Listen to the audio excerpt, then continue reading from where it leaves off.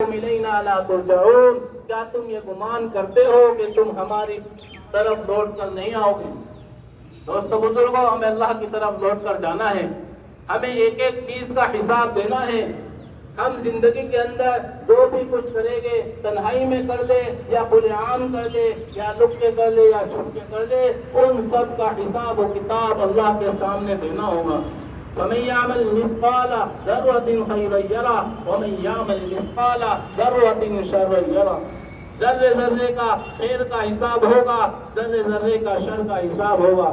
دوستو بزرگوں، ہمیں اپنی زندگیوں کے اندر غور کرنا ہے کہ ہماری زندگی کے اندر دین کتنا داخل ہو رہا ہے، ہماری زندگی کے اندر نبی کا طریقہ کتنا داخل ہو رہا ہے۔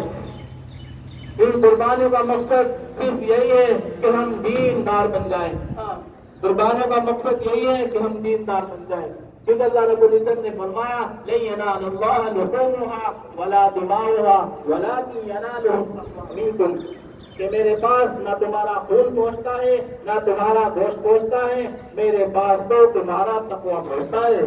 میں تو یہ دیکھتا ہوں کہ تم کتنے مخلص ہو، میں تو یہ دیکھتا ہوں تم کتنے دیندار ہو۔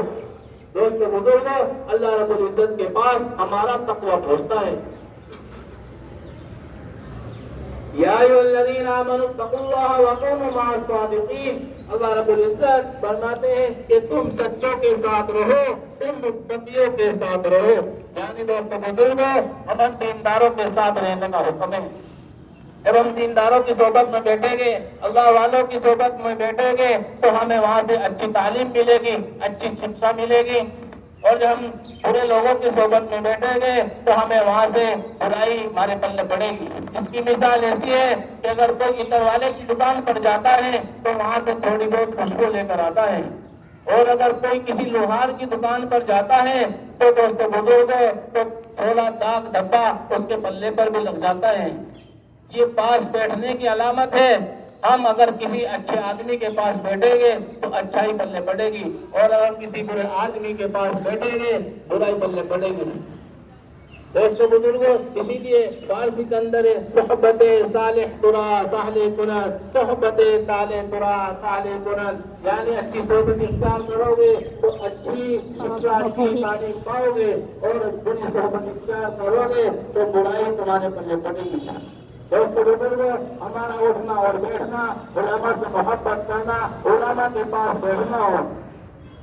یہ فرمایا کہ اگر کسی کا تعلق کسی حافظ سے، کسی امام سے، کسی عالم سے نہ ہو، لیکن اس کے ایمان کا خطرہ ہے۔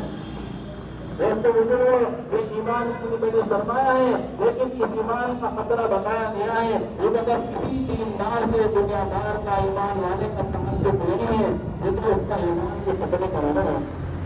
ہمیں اپنے ایمان کو بچانا اور اپنے ایمان کو بنانا ہے تو ہمیں اللہ والوں کی صحبت کو اختیار کرنا ہوگا، علماء کی صحبت کو اختیار کرنا ہوگا، علماء کے ہاتھ میں ہاتھ ڈالنا ہوگا، تاکہ ہماری زندگی کے اندر دین آئے، ہماری نسلوں کے اندر دین آئے۔ دوستو بزرگوں، آج ہم دیندار ہونے کا دعویٰ کرتے ہیں، مگر ہم یہ دیکھتے ہیں کہ ہم خود تجربہ کریں، خود غور کریں، آج ہم ہماری زندگی کے اندر کتنا دین ہے۔ آپ کے بچوں نے دین کی تعلیم حاصل نہیں کی تو ایک دن موت تو آنی ہے۔ بہرحال آپ اندازہ لگائے کہ ہمارا بچہ اگر دیندار نہیں ہوگا، ہمارا بچہ قرآن پڑھا ہوا نہیں ہوگا تو ہمیں وہ احسان ثواب کس طریقے سے کرے گا؟ ہمارے قبر پر جا کے فاتحہ کس طریقے سے پڑھے گا؟ ہمارا جنازہ کس طریقے سے پڑھے گا؟ جنازے کے اندر کیا پڑھے گا؟ دوستو بزرگوں، ہمیں اس بات کو غور کرنی ہے۔ یہ تو دنیا ہے، 60-70 سال کی زندگی ہے، ایک دن ختم ہو جائے گی۔ اصل زندگی آخرت کی شروع ہوگی، آخرت کی زندگی شروع ہوگی، لامحدود زندگی ہوگی، وہ کبھی ختم نہیں ہونے والی ہے۔ دوستو بزرگوں، اس دن کی تیاری کرنی ہے۔ عقل مند انسان وہ ہے، حدیث شریف کے اندر آیا ہے کہ عقل مند انسان وہ ہے جو مرنے سے پہلے مرنے کی تیاری کر دے۔ دوستو بزرگوں، ہمیں اپنے بچوں کو دینی تعلیم کا آراستہ کرنا ہے، کلام اللہ کو پڑھانا ہے، حافظ قرآن بنانا ہے، عالم دین بنانا ہے، یہی ہماری کامیابی کا راز ہے۔ ہم اپنے بچوں کو ڈاکٹر بھی بنائے، انجینئر بھی بنائے، وکیل بھی بنائے، دینی تعلیم بھی دے، دنیاوی تعلیم بھی دے، دوست بزرگوں، تاکہ وہ ایک بچہ ہونہار بنے، کامیاب بنے، دنیا کے اندر بھی کامیاب رہے اور مرنے کے بعد بھی اس کی زندگی کامیاب رہے۔ اصل کامیابی آخرت کی کامیابی ہے دوست بزرگوں۔ حدیث شریف کے اندر ہے خیرکم من تعلم القرآن وعلمہ، جو تم میں سب سے بہتر وہ ہے جو قرآن کریم کو سیکھے اور سکھائے۔ دوستو بزرگوں، یہ تو کلام اللہ ہے، اس کے بارے میں اللہ رب العزت نے فرمایا ذالک الکتاب لا ریب فیہ، کہ وہ کتاب ہے جس کے اندر شک اور شبہ کی گنجائش نہیں ہے۔ دوستو بزرگوں، اللہ کے احکامات اللہ نے کلام اللہ کو نازل فرمایا اور نازل کر کے فرمایا کہ میں نے ایسی کتاب اتاری ہے جس کے اندر شک اور شبہ کی گنجائش بھی نہیں ہے۔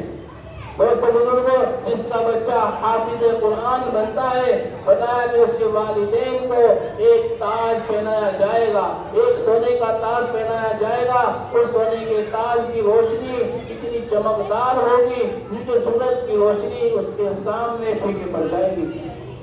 یہ حافظ قرآن کے والدین کا مقام ہے۔ اور جس کا بچہ کلام اللہ کو ناظرہ پڑھ لے گا، اس کے والدین کے تمام گناہ اللہ تعالیٰ معاف فرما دیتے ہیں۔ دوستو بزرگوں، ہم اس کو بہت ہلکے میں لیتے ہیں۔ ہم دیندار ہیں، نمازی ہیں، لیکن ہمارا خیال یہ ہوتا ہے کہ بچہ قرآن پڑھ کے کیا کرے گا۔ دنیا کے اندر تو پیسے کمانے پڑتے ہیں، ہم تو اس کو ڈاکٹر بنائیں گے، وکیل بنائیں گے، انجینئر بنائیں گے۔ دوستو بزرگوں، ایک والد کا انتقال ہوا تھا، اس کی اہلیہ کے پیٹ کے اندر ایک بچہ تھا۔ جب وہ بچہ اپنے والد کے انتقال کے بعد پیدا ہوا اور جب بڑا ہوا اور مدرسے کے اندر گیا، اور جب اس نے اعوذ باللہ من الشیطان الرجیم بسم اللہ الرحمن الرحیم اپنی تتلاتی ہوئی زبان کے اندر پڑھا تو اللہ اس کے والد کو عذاب دے رہا تھا، لیکن جب اس نے کہا بسم اللہ الرحمن الرحیم کہ اللہ رحمان ہے، اللہ رحیم ہے، تو اللہ کی رحمت دوست میں آئی اور اللہ نے فرمایا کہ یہ بچہ کی رائے اللہ رحمان ہے، اللہ رحیم ہے، اور اس کے والد کو عذاب دو، یہ ہرگز نہیں ہو سکتا۔ دوستو بزرگوں، صرف اس کے بچے کے بسم اللہ پڑھنے سے اللہ نے اس کے والد کی مغفرت کر دی۔ اب آپ دیکھیں کتنا بڑا مقام ہے۔ اور جب بچہ قرآن پڑھے گا، حافظ قرآن بنے گا، عالم دین بنے گا، تو اس کے والدین کو بھی اللہ رب العزت کیا درجہ دے گے اور اس بچے کو بھی اعلیٰ مقام دے گے۔ دوستو بزرگوں، ہمیں غور کرنا چاہیے، اپنے بچوں کو دینی تعلیم سے آراستہ کرے، اپنے آپ کو بھی دین کے اندر لگائے۔ اصل کامیابی یہی ہے دوستو، دنیا کی جو کامیابی ہے وہ چند دنوں کی کامیابی ہے، ایک دن ختم ہو جائے گی۔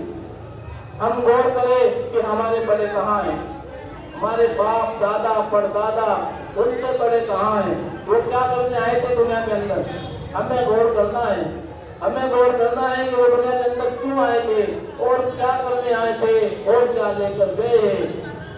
غور کرنے سے پتہ لگے گا کہ دنیا کے اندر جو آئے انسان ایمان والا آیا، انسان آیا۔ اللہ رب العزت نے انسان بنانے کا مقصد ہی بیان کیا کہ میں نے انسان کو جو بنایا ہے وَمَا خَلَقْتُ الْجِنَّ وَالْإِنسَ إِلَّا لِيَعْبُدُونِ، کہ میں نے جنات کو اور انسان کو اپنی عبادت کے لیے بنایا ہے۔ دوستو، ان قربانوں کا مقصد بھی یہی ہے، قربانی جو کی جاتی ہے اس قربانی کا مقصد بھی یہی ہے کہ تم دیندار بن جاؤ، تم متقی اور پرہیزگار بن جاؤ، تم اللہ کے حکموں کو پورا کرنے والے بن جاؤ، تم نبی کے طریقے کو پورا کرنے والے بن جاؤ۔ اسی کے اندر دنیا کی بھی کامیابی ہے اور آخرت کی بھی کامیابی ہے۔ اللہ تعالیٰ ہم سب کو تیرے سے زیادہ عمل کی توفیق عطا فرمائے۔ محترم دوستوں، اور نماز کا کلمہ دل نشین کر لیجیے۔ دو رکعت نماز واجب عید الاضحیٰ، وہاں جائے 6 تکبیر ہو گئے، پیچھے اس امام کے رخ میرا کعبہ شریف کی طرف اللہ اکبر یہ نیت کرنی ہے۔ 2 رکعت نماز واجب عید الاضحیٰ، وہاں جائے 6 تکبیر ہو گئے، پیچھے اس امام کے رخ میرا کعبہ شریف کی طرف اللہ اکبر۔ ہمیں نماز کی نیت کرنی ہے۔ اس کے بعد امام صاحب کے ساتھ ساتھ نماز کی کے بعد نہیں اللہ اکبر کہہ کر ثنا پڑھنی ہے. ثنا کے بعد 3 تکبیریں کہی جائے گی. ایک کر میری تکبیر میں ہاتھ جوڑ دینے ہیں, کانوں تک ہاتھ اٹھانے ہیں اور چھوڑ دینے ہیں. دوسری مرتبہ کانوں تک ہاتھ اٹھانے ہیں اور چھوڑ دینے ہیں. تیسری مرتبہ بھی اللہ اکبر کہہ کر کانوں تک ہاتھ اٹھانے ہیں پھر چھوڑ دینے ہیں. اس کے بعد تیسری تکبیر میں ہمیں نیت باندھنی ہے. امام صاحب قرات کریں گے, قرات کے بعد رکوع اور سجدہ کریں گے اور اس کے بعد اس رکعت میں امام صاحب قرات کریں گے. قرات کے بعد 3 تکبیر ہوگی.